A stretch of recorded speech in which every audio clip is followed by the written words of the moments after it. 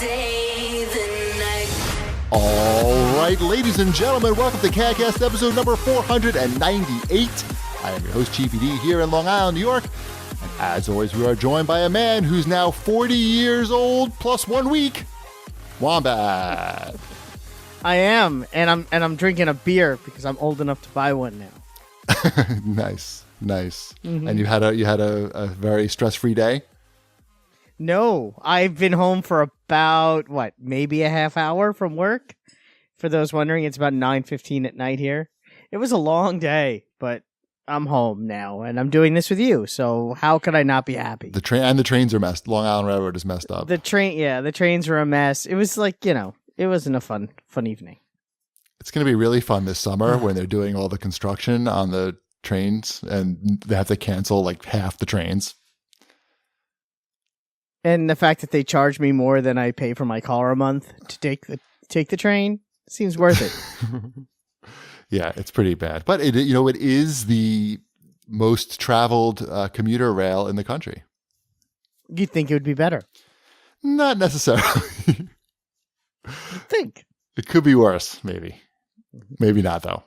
Anyway, I think everybody wants to hear about your 40th birthday escapades, Wombat. Well, we had a really nice lunch at Bigelow's Clams. I agree. I like fried clams a lot, and those are probably the best that you can get in the metropolitan New York area, as far as I know. Probably.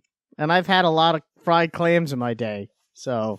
And how do these compare to the ones that you've had before?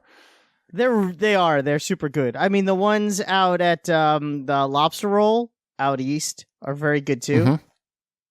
But but who wants to drive 2.5 hours? Right. When you can get ones that are just as good, if not slightly better, about 15 minutes away. I also made Wombat order the New England clam chowder, even though he didn't really want to. But it's his birthday. He should be gluttonous, I feel. You have to have birthday clam chowder. Was it a bad decision? Was it a bad call? No, it was not. It was a very good decision. That's some mighty fine clam chowder. They put corn in their chowder, which is, I think, unusual for clam chowder, but not a complaint. Right. Yeah. If you're on Long Island, you got to hit up Bigelow's in Rockville Center. It's pretty much an institution. Yes. And what about the gifts that you got for your birthday? I got a really nice book from you. Which I've been reading. I'm about 100 pages in. What was the book? Console Wars by Blake J. Harris, who wrote a really nice inscription in there. Right. That was the key part of the gift that somehow got omitted from the Twitter post. Oh, yes. He signed the book. Cheapy met up with Blake J. Harris and had him sign the book on my behalf, which was incredibly nice and very cool. And I showed it to everyone who would look at it in my house. Mm-hmm. Elliot didn't quite get it, but Sabrina was impressed. Yeah. So that was very nice of Blake to do that. I thanked him super a lot. Nice. And I'm really enjoying the book. So it's a great book. It is a great book. There's no way that somebody who listens to this show is not going to enjoy reading that book. Unless they're a super diehard Nintendo fan, then they may. Nintendo's pretty much like the kind of the villain, I'd say, in that book, if there is a villain. It's interesting reading it from like someone who works in marketing related and advertising related stuff all day. Mm-hmm. There's a lot to take away from it, even outside the video games, even as a business learning tool. There's good stuff in there. Yeah, because you have like the big established company, Nintendo, who is maybe not that agile, going against like the upstart Sega of America, who's basically willing to do anything just to get their foot in the door. It's a lot of drama. Yep, a lot of drama. Very cool. And that was, I think, the only physical gift I got. I got one of my friends gave me a bottle of sake, which I have in the fridge, and I got a beer glass that says "You're 40, drink beer," or something. And you got an Amazon gift card. And I got an Amazon gift card from you, which was very nice. I haven't used it yet. I'm deciding. I think I may hold on to it until maybe like. I'm wondering if maybe that's what I'll use for something like a Star Wars Battlefront 2. Or a Nintendo Switch. Or it would go very well towards a Nintendo Switch. They don't have any for sale on Amazon. I know. Right? So I can't do that. I did look it up, though. You got to hold on to that shit. Yeah. So we'll see how it goes. Trust me, I have plans. Good. I even looked at some of the more ostentatious Lego sets. Nice. Mm-hmm. So trust me, it's like, when you have your choice of, whatever you want, what do you get? I was like texting Ship in like our secret chat that doesn't involve. I'm here, by the way, yeah, too. That was me. Oh yeah, Shipwreck's here. That was me getting you involved into the conversation. Thank you. It only took 5 minutes. I was just given plenty of room for Wombat's birthday. Yes, you don't want to step on it. No. I was like I was texting Ship from Best Buy. I'm like, they have this giant Fallout bobblehead here on sale. This is a dumb gift, right? And, and Ship's like, He would have loved it. yeah, but it's better to have your choice, I think. I didn't want to encourage the acquisition of like silly bobbleheads, really, for Wombat. Well, it goes back to, and we talked about what my wife got me last week. She got me those collector boxes, the Marvel boxes of junk. So I have my junk coming. I don't need more junk. Right, on a monthly basis. On a bi-monthly basis. Okay. But yes, concept still holds true. Yeah. Actually, I wanted to ask Ship because I'm drinking a beer that I had for the first time on Saturday night on my birthday that I liked so much that I went to the distributor the next day and bought a 6-pack. And I was curious to know if you've ever had Victory Golden Monkey before. I think so. I think I have had that.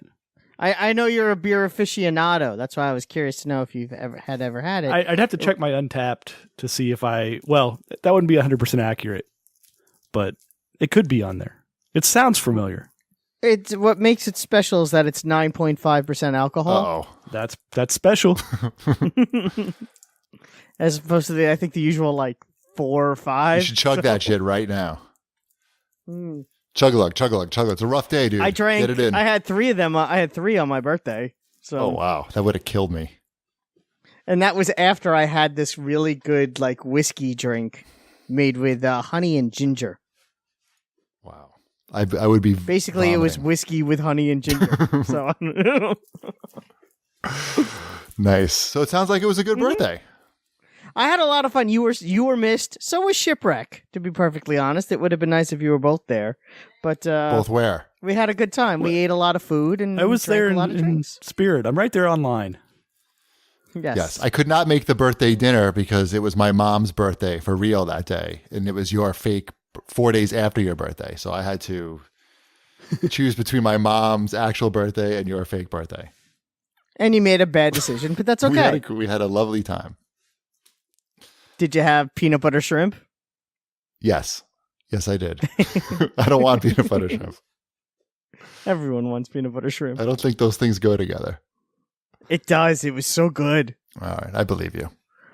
I know. I have a question for Shipwreck. Well, I don't have a question for Shipwreck. This is from at my pile of shame because I asked this question on Twitter, like I think yesterday, and I got like almost 70 replies to this. It was like one of my most replied to tweets ever. So clearly people want to know, including at my pile of shame. He says, listeners need to know where Shipwreck stands on charcoal versus propane grills.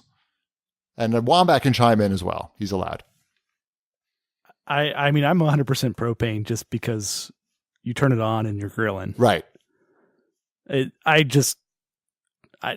Cleaning out a charcoal grill and having to deal with that is not like something I would enjoy. So I'm much more likely to just turn a knob and be grilling. That was I understand like charcoal tastes, like it's got a nice taste to it. I don't think that's particularly like that big of a deal to me, but tastes like carcinogens. yeah, that's basically what it tastes like. It's like, I probably shouldn't be eating this. Well, I know Wombat has a charcoal grill because I've eaten off it. Yep. Yes, you have. I think more than once, maybe twice. Well, once when you weren't there, I snuck into your backyard and had some hot dogs.